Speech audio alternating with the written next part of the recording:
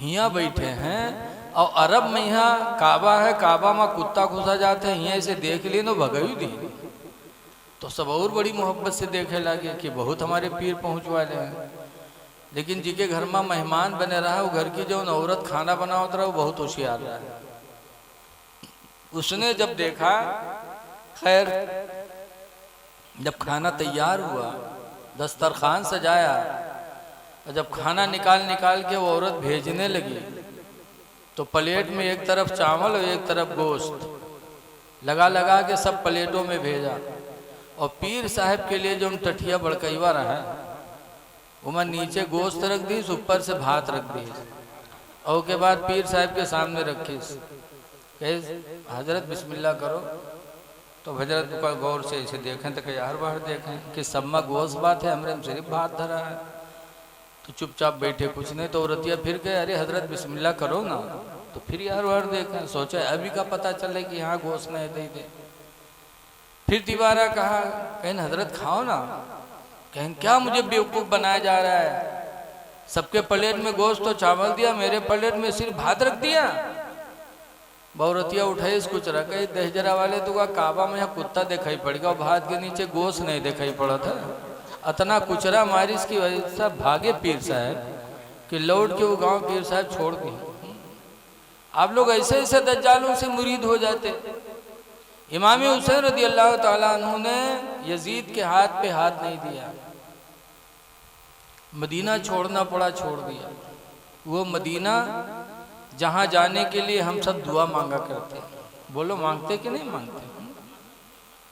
दिखा दे या इलाही वो मदीना कैसी बसती है, दिखा दे या इलाही वो मदीना कैसी बसती है, जहाँ पर रातों दिन मौला तेरी रहमत बरसती है। बेशक, सुभान अल्लाह, सुभान अल्लाह। इमाम हुसैन मदीना छोड़ रहे हैं और मदीना छोड़कर मक्का गए। और मक्का में भी, मक्का कब छोड़ा? वहां भी था कि मुरीद हो जाओ, लेकिन हुसैन मुरीद नहीं हुए। 3 जिलहिज को, यानी 9 को हज होता है और 3 तारीख को हुसैन मक्का छोड़ रहे हैं, जबकि पूरी दुनिया से हाजी मक्का जाते हैं हज करने के लिए। चारों तरफ से अल्लाह की मखलूक जा रही थी मक्का, और हुसैन 3 जिलहिज को मक्का छोड़ रहे हैं, कूफा जा रहे हैं। हाथ पे हाथ नहीं दिया, शहीद हो गए। क्यों नहीं दिया? कम से कम ये लोगों सोचो जरा, रख दिए होते ऐसे हाथ पे हाथ। लेकिन मुरीद नहीं हुए यजीद से। क्यों? मुसलमान था, कलमा पढ़ता था, फिर भी यजीद से मुरीद नहीं हुए। क्यों? इसलिए कि उसने नमाजों को छोड़ा था, नमाज छोड़ दिया था, दाढ़ी बनवा लिया था, शराब पीने लगा था। माँ, बहन, बेटे, भाई सब में निकाह को जायज़ कर दिया था कि चाहे बिटिया से निकाह करो, चाहे बहन से निकाह करो। नबी करीम के दीन को उसने बर्बाद कर दिया था। इसलिए हुसैन ने इसे हाथ पे हाथ नहीं दिया, जान दे दिया, मदीना छोड़ा, सब कुछ बर्दाश्त किया, लेकिन नहीं दिया। ऐ हुसैन के मानने वालों, जरा आप भी सोचो कि हुसैन से मोहब्बत है और अगर आपकी नमाज छूट रही है तो क्या हुसैन आपसे राजी होंगे? बोलो। जब यजीद से मुरीद नहीं हुए, इसी बुनियाद पर आप दाढ़ी बनवाओगे तो क्या हुसैन राजी होंगे? नबी करीम सल्लल्लाहु अलैहि वसल्लम ने फरमाया था कि लोगों, चेहरों पे दाढ़ियां रखाओ, इसलिए कि दाढ़ी कब्र में रोशनी का सहारा है। वो अंधेरी कोठरी में रोशनी का जरिया अगर है तो हदीसों में आया है कि वो चेहरे पर दाढ़ी है। इसलिए शराब से भी दूर रहो, जुआ से भी दूर रहो। यजीद से हुसैन ने इसीलिए बैत कबूल नहीं फरमाई। इमाम हुसैन रज़ी अल्लाह ताला अन्हु करबला में 2 मुहर्रम को उतर चुके थे। आज 2 तारीख थी ना, 2 ही को इमाम हुसैन करबला में पहुंचे थे और 7 को पानी बंद हुआ। दाना पानी सब। हुसैन चाहते तो कोई यजीदी बच के नहीं जाता, दुआ मांग देते, अल्लाह की तरफ से ऐसा अजाब उतरता कि सब खत्म हो जाते। जैसा कि रवायतों से साबित है कि इमाम हुसैन रज़ी अल्लाह अन्हु ने अपने खीमा, जहाँ खीमा बना था उसके पीछे गड्ढा खुदा के उसमें आग जलवा दिया था। तो एक यजीदी ने कहा, हुसैन